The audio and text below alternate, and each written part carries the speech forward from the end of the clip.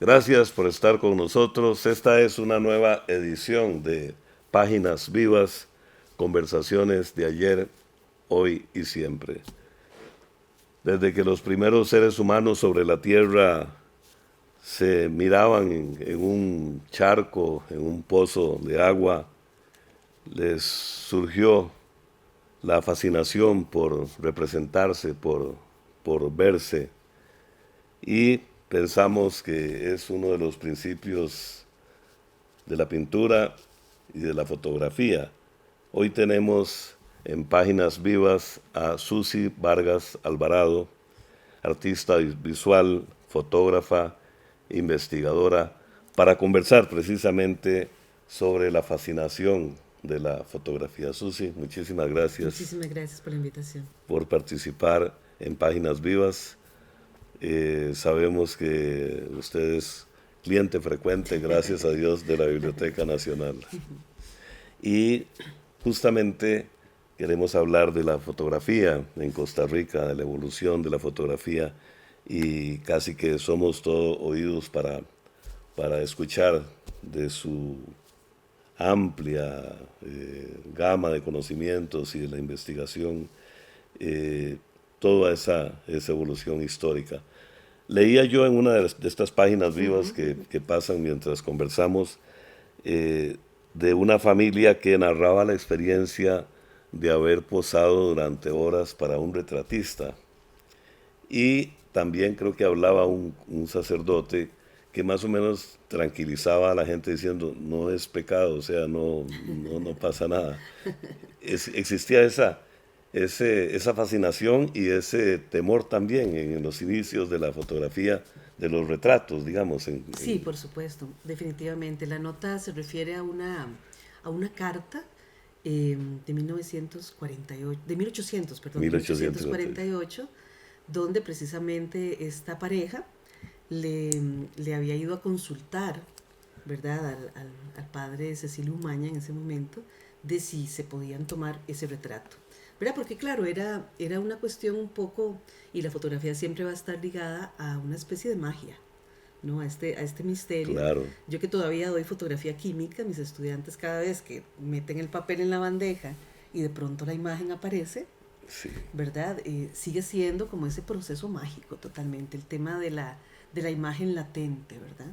Que sí. hasta que no entra en un proceso químico la imagen no surge. Entonces, con mucha más razón, en aquellos mediados del siglo XIX, enfrentarse a una cuestión que no era racionalmente para estas personas lógica, que era sentarse frente a una caja Sí, durante mucho tiempo y al sol además. sí. Y a un tipo que se tapaba. Ah, totalmente, ¿verdad? Por supuesto que era una cuestión extraña, ¿verdad? En el contexto, sobre todo en una Costa Rica tan tradicional como la Costa Rica de mediados del siglo XIX. Entonces, esas primeras notas obedecen a los primeros, no se llamaban fotógrafos en ese momento, se llamaban Los daguerrotipistas. daguerrotipistas Daguerrotipistas porque del, eran estas personas que estaban empezando a utilizar la técnica inventada por Daguerre en daguerrotipo. 1839 del daguerrotipo.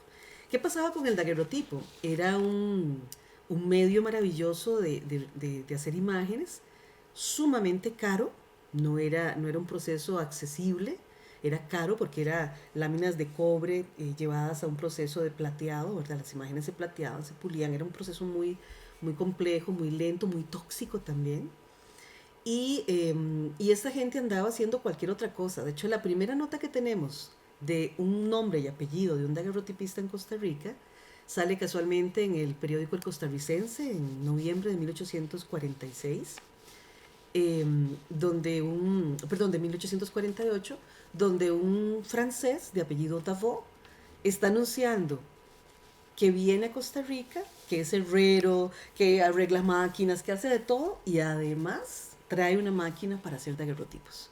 ¿Verdad? Entonces, obviamente ellos no podían vivir solo de hacer daguerrotipos. Claro, Hacían de todo y de paso claro. andaban una máquina para hacer daguerrotipos. Entonces, era un proceso complejo eh, que solo funcionaba con la luz directa del sol. Entonces, además de que era un tiempo muy lento, porque estamos hablando, para los que más o menos saben de fotografía, que los ISOs, que es la sensibilidad de los medios a la luz, del daguerrotipo andaban por ISO 8, ISO 6. Eso Claro. generaba un extremo detalle, pero las personas tenían que posar por mucho tiempo en el puro sol. Porque el daguerrotipo solo era sensible a las ondas de luz azul. Entonces era un tiempo de exposición que andaba entre las 9, 12 mediodía, 1 de la tarde y ya no más, ¿verdad? Qué interesante. Justamente veíamos aquí los nombres en esos periódicos de Lorenzo Fortino, retratista al óleo, Otto Simón, retratista, Vicente Lagner, Vicente que Lagner. tenía un carretón Sí, fotográfico sí, sí, claro. y te ofrecían, me llamó la atención el caso de Vicente Lagner, que ofrecía ya era una manera, pienso yo, de industrializar la fotografía en el sentido de que ofrecía a los finqueros, Sí, dueños sí, de sí, sí, café, sí, sí. vistas de su finca, De su finca. pero con propósitos de estudio, ¿verdad? Más o menos me imagino yo. Sí, sí, es que la cuestión de la fotografía, la historia de la fotografía, a diferencia, digamos, de hablar de la historia de la pintura, ¿no? Que ya a final del siglo XIX, pues inventan los pomos para llevar la pintura y poder salir al exterior, ¿verdad? Ya los pintores no tienen que fabricar sus propios pigmentos, ¿verdad? Es una historia un poco más extensa, pero en el caso de la fotografía es una historia técnica también, es una historia de los avances técnicos y químicos. Entonces Claro, iniciamos con el daguerrotipo, que era un proceso que incluso para poder ver las imágenes había que ponerlas en vapor de mercurio, ¿verdad? Por eso hablamos de que es extremadamente era toda una tóxico. alquimia. Ah, toda una alquimia.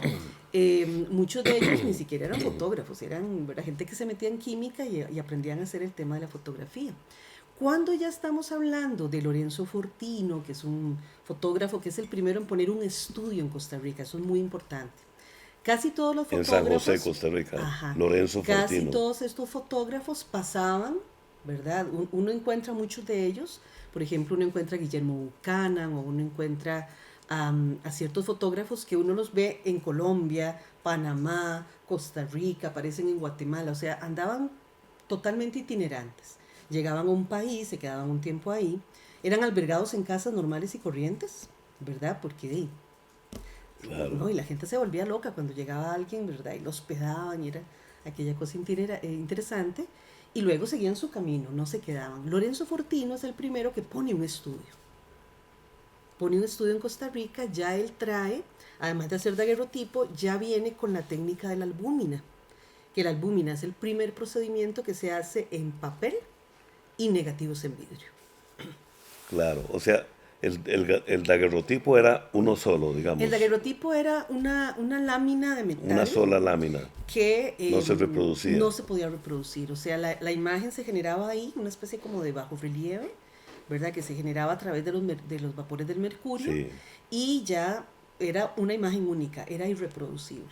claro. Entonces el salto al papel era un avance El impresionante. salto al papel fue un avance muy grande que lo va a generar Henry Fox Talbot en Inglaterra en 1834, pero que va a llegar un poco más tardíamente, pero permitió, ya al tener, él hacía negativos sobre papel y Sí, después los pasaba por contacto positivo, ¿verdad? Porque la base de la fotografía es el negativo.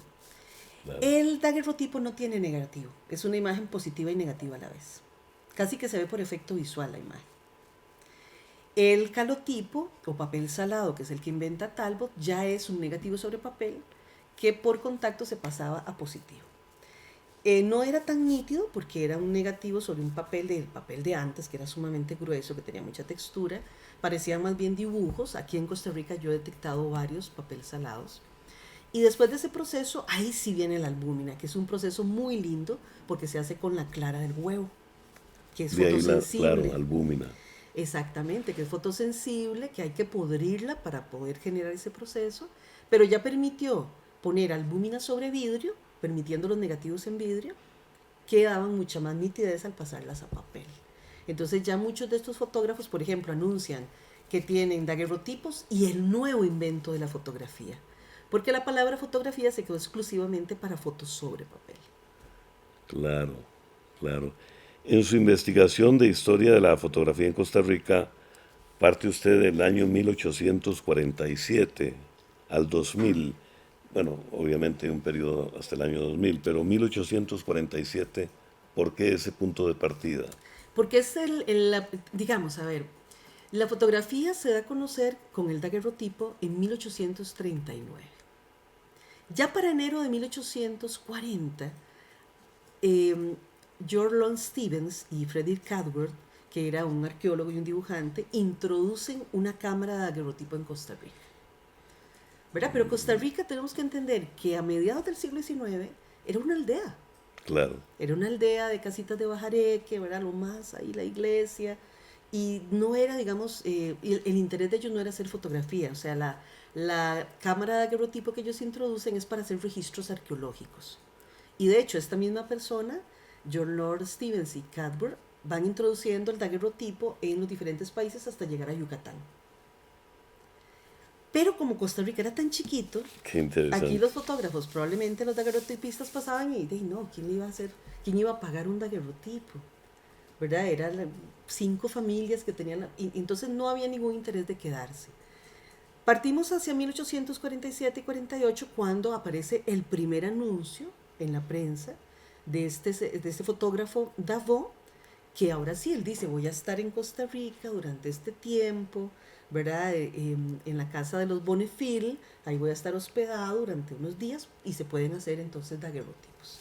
Por eso partimos de ahí, porque es la primera nota oficial que tenemos Claro. de daguerrotipos en el país. ¿Y quiénes son considerados los primeros fotógrafos de costarricenses propiamente? Costarricenses, bueno, va a haber ahí todo un proceso, ¿verdad?, de migración de muchos fotógrafos. De hecho, Vincent Peter Lackner llega a Costa Rica siendo músico y es de los primeros que empiezan a estudiar otra técnica que es la que va a sustituir a la albúmina, que es el colodión. El colodión es una técnica, por eso es que aparece la nota del carretón. Claro. Yo paso con mis estudiantes porque a veces andan el maletín y la cámara y el lente y ya se quejan de que pesa un montón. Y les digo, no, antes los fotógrafos andaban con carretones. El colodión es muy interesante porque es una técnica que va a revolucionar. Cada técnica de estas, digamos, con el daguerrotipo no se pudieron hacer retratos hasta casi el 40-41, porque de ahí la gente se movía. Entonces hay mucha foto, por ejemplo, post-mortem de daguerrotipo. Claro, el muerto era el modelo perfecto, no se movía. Va a ser muy tardío. Las exposiciones utilizaban a veces, al muerto de modelo. Sí, porque hacer retratos con daguerrotipo implicaba mucho tiempo y la gente pestañaba, se movía, entonces es muy difícil. Más o menos hacia el 40, 41, ya como que logran hacer que sea un poquito más sensible y empiezan a aparecer los retratos en daguerrotipo. La albúmina viene a hacer fotos más rápidas. Ya uno no tenía que posar media hora bajo el sol, sino que podía uno posar unos 5 minutos, que aún así es un montón. Pero era un y gran de hecho, avance. a los modelos tenían que ponerles una estructura por detrás a la gente. Uno no la ve en las fotos, a veces aparecen las patas o algo así, pero era una estructura de metal para sostener a la gente, el cuello y todo, para que la gente durante esos 5 minutos no se moviera. Claro. Ni respirara ni pestañara si no se habían visto. Impresionante. El colodión, que aparece primero el colodión húmedo, que parte de un proceso que es el alcohol pólvora, ¿verdad? Y por eso es un proceso muy explosivo, ¿verdad? Hay un momento en que explota la cuestión. Alcohol pólvora se utilizaba para base de medicamentos y un montón de cosas. Primero aparece este proceso que implicaba que los fotógrafos tenían que andar con el cuarto oscuro a la par, por eso el carretón fotográfico. Porque el colodión se preparaba sobre una lámina de vidrio, mojada, se metía en el chasis de la cámara, que eran estas cámaras de fuelle, ¿verdad?, grandes. Se tomaba la foto e inmediatamente había que revelarla. Y entonces andaba en el cuarto oscuro ahí a la par. De una vez. De una vez. Y dicen Peter Lackner es el primero que introduce una técnica como el colodión, ¿verdad?, húmedo. Luego aparece el colodión seco, que va a generar esos 5 minutos a ya menos tiempo, 30 segundos, etc. Hasta que a finales del siglo XIX aparece otro proceso que va a ser el que va a revolucionar todo, que es el gelatino bromuro, más la invención del obturador mecánico en las cámaras. Antes el fotógrafo decía, listos, quitaba la tapita, contaba el tiempo y la volvía a poner. En este momento el fotógrafo disparaba un aparatito que era como un mecatillo, que es un disparador, presionaba y ese obturador mecánico hacía chuc, chuc, y en 30 milésimas de segundo, que era la velocidad más rápida del momento, lograba tomar un retrato. Hacía el registro ya. Se le llamó fotografía instantánea. Aquí va a llegar un fotógrafo muy importante, Harrison Natalie Root, va a llegar en 1873. La importancia de Root, además de que documentó todo el país, que fue el fotógrafo oficial de la United Fruit Company, que nos dejó una documentación extraordinaria, sí, es que va a tener discípulos. Vamos a hablar de los discípulos de Nathaniel Ruth. Después de una pausa, Ok. estamos con Susi Vargas Alvarado conversando sobre esta fascinación de la imagen, de la fotografía. Y también vamos a hablar de un título muy lindo suyo, Huellas, Vestigios, Memoria. Todo lo que sugiere. Estamos con Susi Vargas en Páginas Vivas. Ya regresamos. Al momento de entrar a la Biblioteca Nacional, consultar con un referencista sobre el material deseado. Dicho contenido será revisado en la base de datos digital de la biblioteca, para luego llenar la boleta y posteriormente solicitarlo en el departamento de recepción.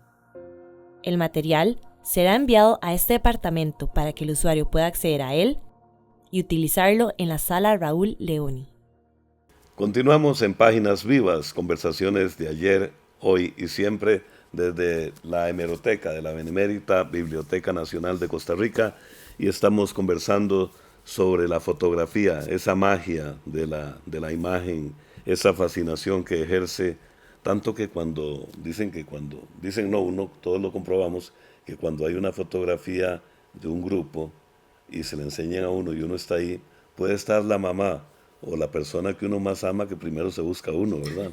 Sí, A ver sí. cómo quedó. Sí, sí, sí, sí. Pero bueno, eso es un detalle, digamos, anecdótico.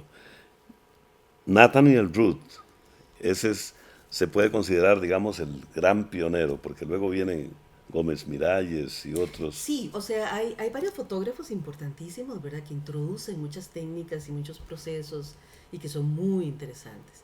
El caso de Harrison Natalie Ruth es particularmente interesante porque, bueno, tenemos que pensar en esa Costa Rica del momento, ¿verdad? Llega en 1873, ya digamos San José se ha desarrollado arquitectónicamente un poco mejor, y luego tenemos Cartago, ¿verdad? Que no había Claro, sido todavía destruida por el terremoto, entonces era como la ciudad más desarrollada en ese claro. momento.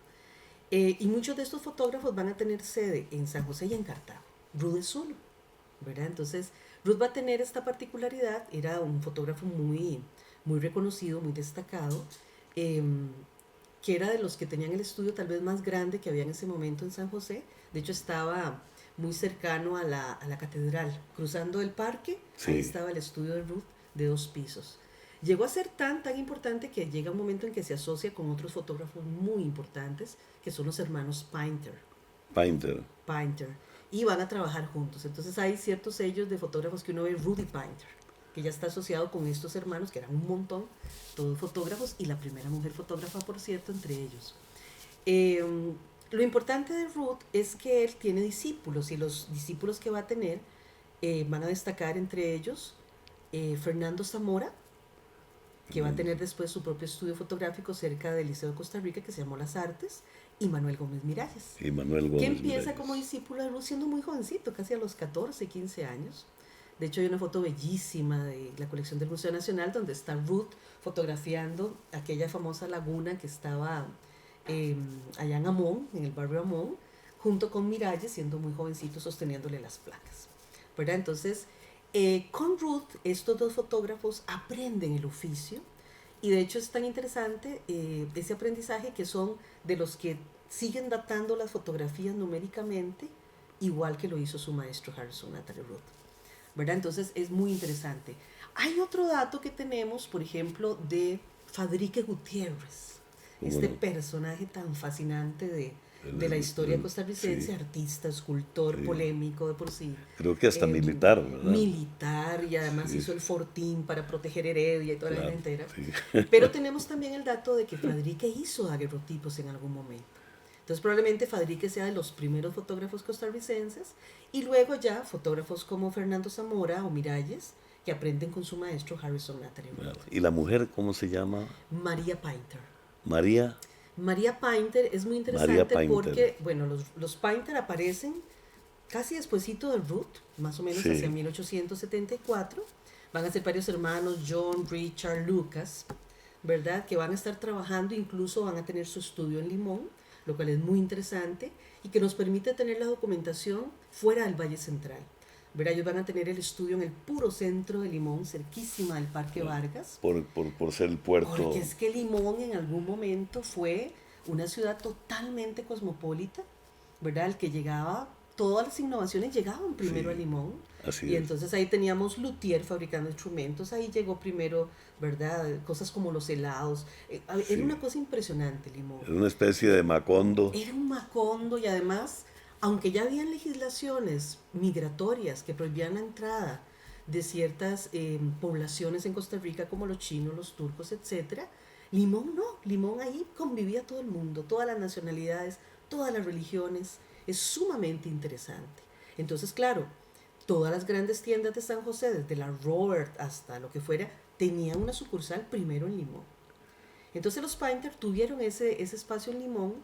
Posteriormente ellos mueren y ya para 1916, para cuando se publica este maravilloso libro que es el Libro Azul de Costa Rica, la que aparece a cargo del estudio Painter es María Painter. Y ya los hermanos habían muerto. Qué interesante. Entonces ella no solo tuvo el estudio, sino que era quien estaba haciendo las fotos del estudio Painter hasta el 16 y más o menos ya hasta los 40 que ya desaparece el nombre Painter en la fotografía costarricense. Ahí vamos forjando indudablemente una identidad costarricense. Es decir, la relación entre la técnica de la fotografía, la afición o la profesión, porque no era una afición sino una profesión, Totalmente. y el desarrollo de la identidad costarricense. Supongo que tiene que ver con ese título maravilloso de Huellas, Vestigios, Memoria. Totalmente, totalmente. Y esto de la profesión es muy linda porque incluso estos fotógrafos se denominaban a sí mismos maestros fotógrafos. Y está muy relacionado con la pintura. De hecho, muchos de los logos aparecen con una paleta de pintura y pinceles. Así verá uno el sello de Lorenzo Fortino, así verá uno el sello de otro fotógrafo maravilloso que fue Francisco Valiente Tinoco. Así verá uno el sello Costarricense. de Rusia. No, colombiano, Colombiano. colombiano que se vino acá a Costa Rica. Esa es una historia divina, esa hay que contarla. Francisco Valiente Francisco Tinoco. Valiente Tinoco, maravilloso. Estaba loco ese señor divino. Padre de la homeopatía en Como Colombia. los Tinoco. Sí, padre de la homeopatía en Colombia y padre del cine en Colombia posteriormente. Pero este tema de la memoria, de la foto como huella, hay muchos textos que nos dicen que cada vez que vemos una imagen, de alguna u otra manera, eso vuelve a pasar, eso vuelve a suceder. Cada vez que vemos una fotografía de la tragedia de Albirilla, fotografiada Claro. por Manuel Gómez Miralles en 1926, aquel suceso vuelve a acontecer. Así es. Esa persona vuelve a vivir. Así Es una memoria, pero es una memoria, bueno, yo es que soy una amante de la cuántica, ¿verdad? Donde de alguna manera no es que estamos mirando la imagen, es que ellos nos están mirando a través del tiempo. Entonces la fotografía es definitiva una huella, una marca, es una, como dicen algunos teóricos, una prótesis de la memoria, ¿verdad? Cada vez que vemos una imagen volvemos Claro. a revivir acontecimientos, momentos, sensaciones. Incluso yo a veces hago el ejercicio con mis estudiantes. Tráiganme una foto ahí, cualquiera de ustedes. Ahora sí, ¿qué había? Vean el encuadre, eso fue lo que ustedes fotografiaron. Ok, divino, ahora sí. Recuerden, ¿qué había detrás de ustedes? Fuera ¿Qué del había a los encuadre, lados? claro. ¿Qué era lo que había fuera del encuadre? ¿Qué sonidos había? Claro. ¿Qué olores había? Y empiezan, ¿verdad? En ese proceso, bueno, estaba sonando tal cosa atrás mío, había un olor a tal cosa, tenía frío, tenía calor. O sea, la fotografía Claro. es capaz de hacernos recordarnos solo a través de la memoria, Sí. sino de la memoria física. Revive el ojo del fotógrafo, Totalmente. la mirada. La digamos. mirada del fotógrafo, totalmente. Indudablemente que son... Justamente cuando se inicia el cine, más o menos los hermanos Lumière en 1895 dan en el clavo con lo que es una serie de inventos anteriores para hacer las imágenes en movimiento, y cuando exhiben su primera película ese 28 de diciembre de 1895 en el Gran Café de París, un periodista escribió una crónica días después en el Diario de París hablando de esa experiencia y dijo: ahora sí, la muerte no será más un hecho definitivo, Totalmente, totalmente. porque vuelve a vivir. Totalmente. Bueno, como las páginas vivas de nuestro programa, justamente. Exactamente. Cada vez que abrimos un periódico, que vemos una imagen, que vemos un texto, todo eso vuelve a acontecer. Es Claro. pasarse, la fotografía es definitivamente una ventana al tiempo, al no tiempo, ¿verdad? Además de Manuel Gómez Miralles, que también fue pionero de la cinematografía, junto con Walter Bolandi, Amando Céspedes Marín, José María Arce, ellos siguieron, digamos, en el caso de Gómez Miralles, que hay una colección maravillosa de este gran fotógrafo y cineasta, digamos, documentalista. ¿Cómo es decir, ellos siguieron haciendo fotografía y cine o En el caso, bueno, hay que recordar a don Amando, ¿verdad? Que don Amando es un personaje tan fascinante de la historia costarricense, y no solo de la fotografía, no solo del cine, también de la radio, sí, ¿verdad? claro, Y de sí, la un gran prensa, científico, wow, ¿verdad? Un personaje fascinante. total, sí, Eh, Tenemos que recordar los famosos Céspedes Journal, ¿verdad? Donde él, sí, de hecho, los noticieros, Amando Céspedes hace la primera animación de la historia de la animación en Costa Rica, cuando en su loguito pone un gallito cantando, ¿verdad? Y ese gallito era el que decía, emulando, ¿verdad? Los famosos journal de la claro, Casa Paté. claro, Y claro, la gente abarrotaba los cines viendo esos pequeños cortitos de noticias de Amando sí, Céspedes sí, Naya, sí, sí, sí, ¿verdad? sí, Sabemos que Amando va a dejar posteriormente el cine y la fotografía por la radio, que va a ser su otra locura y pasión. Y Miralles, y finalmente también, ¿verdad? Se enfoca más en la fotografía porque el proceso de la cinematografía era un proceso muy complejo y muy caro, claro, ¿verdad? El tema del revelado, la película, era extremadamente cara. Entonces no le resultaba. De hecho, Miralles hizo algunas técnicas interesantes, eh, como la fotografía en color, las primeras imágenes a color, diapositivas en color, que era un proceso bastante complejo, las hizo Miralles, claro, ¿verdad? Y era un proceso tan complejo porque eran puras capas de papa teñida. Lo que estamos viendo es papa teñida, papa teñida, que es la base de toda la cuestión papa, de papa, CMYK. Papa teñida, era una capa de nitrato de plata, luego una capa de papa teñida qué decían impresionante, una era una cosa, un proceso muy complejo. Y tenemos estas primeras imágenes realizadas que se llamaba la técnica de Abercrombie en Miralles, por ejemplo. claro, Entonces, claro, ellos experimentaban mucho, la fotocolor ya estaba desde principios del siglo XX, pero eran procesos muy complejos, muy caros, y el cine era uno de esos procesos carísimos, ¿verdad? Para ellos. Pues sí, claro, ciertamente, tenemos a un Walter Bolandi haciendo sus sí, reportajes, sus documentaciones para el hospital, ¿verdad? San Juan de Dios, cómo no, con unas operaciones maravillosas que hacía Moreno Cañas, que gracias a eso son blanco y negro, porque si no, no se desmaya, ¿verdad? De ciertamente. las imágenes, pero eran Sí, procesos y caros. conviene conversar sobre todo o comentar con nuestros espectadores más jóvenes en el sentido de que la gente iba al cine a ver la película por la que habían pagado el boleto, al Variedades, al Teatro Ajá, Mora, al Raventos posteriormente, y le pasaban el noticiero cinematográfico, que era un noticiero internacional, pero acá sí, veíamos los telenoticieros, los perdón, telenoticieros. los cines, Los cine noticieros. noticieros, exactamente, o los noticieros cinematográficos, Sí, el claro, de Gómez claro. Miralles, el de Walter Bolandi Y el de y el Amado. Césped El Journal. césped journal divino, me encanta. Y bueno, y también tal vez la gente no entiende esto porque eran materiales además que eran extremadamente inflamables, y en la historia pues todos estos materiales se perdieron, ¿verdad? A través de incendios y destrucción por la misma construcción, ¿verdad? Química de los materiales de inicio en el cine. Claro, la tecnología que ha traído indudablemente muchísimos adelantos y ventajas en relación con nuestra identidad fotográfica ha contribuido o de alguna manera ha, digamos que, duplicado, multiplicado ese fenómeno al punto de que hemos perdido un poco el gusto por el arte de la fotografía. Podría ser Bueno, así. es que como hay periodos tan marcados, ¿verdad? De hecho, cuando aparece el gelatino bromuro y también aparece la cámara de pequeño formato inventada por George Eastman, ¿verdad? George Eastman, maravilloso, pero nos hizo un daño muy grande, y es que el eslogan era, usted presiona y casi que la cámara hace todo, ¿verdad? Sí, Entonces correcto. todavía la gente sigue pensando que hacer fotografía es presionar un botón, Sí, no hay ¿verdad? Porque tal. finalmente la cámara lo hace todo. Claro. Pero claro, ya una cámara de formato pequeño de George Eastman, que era casi como un acto de fe porque no había manera de... Venían selladas con una película de 100 cuadros. Entonces era un acto de fe, usted solo tomaba la foto y de las 100 salían 20 y la gente era feliz. Es más, las cámaras había que mandarlas completas a Estados Unidos. Para el Allá revelado. las revelaban, y después a los meses a usted le devolvían otra vez la cámara cargada y las fotos que le hubieran salido. Qué interesante. Era un proceso larguísimo. Y mágico. Las cámaras valían 1.25 pesos, un platal. Pero bueno, ya en ese momento, que también es muy interesante, empieza a aparecer otro tipo de fotografía, que es la foto intimista, la foto de la casa, del cumpleaños, del paseo. Ya no la foto del fotógrafo de estudio. Y ese proceso fue importante porque obligó a los fotógrafos a tener que diversificarse. ¿Y cuál va a ser el recurso de ellos? La tarjeta postal.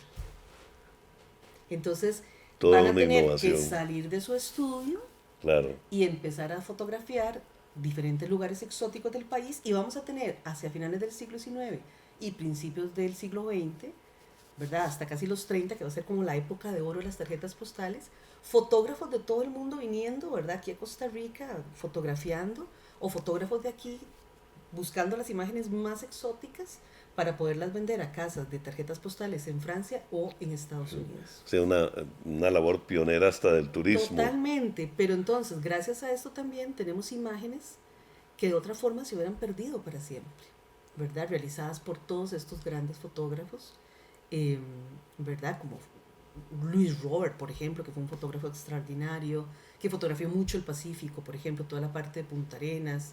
Miralles documentó toda la parte de Punta Arenas y Guanacaste, Ruth Painter, Hans Wimmer, y todos estos fotógrafos, el Caribe, ¿verdad? Entonces, era una necesidad porque tuvieron que diversificarse por el tema de que la gente ya tenía acceso a la fotografía. Caramba, necesitaríamos varios programas para conversar más con Susi Vargas de toda esta fascinante historia. Finalmente, Susi, Gráfica Popular Costarricense, hay un proceso de investigación de ese proyecto.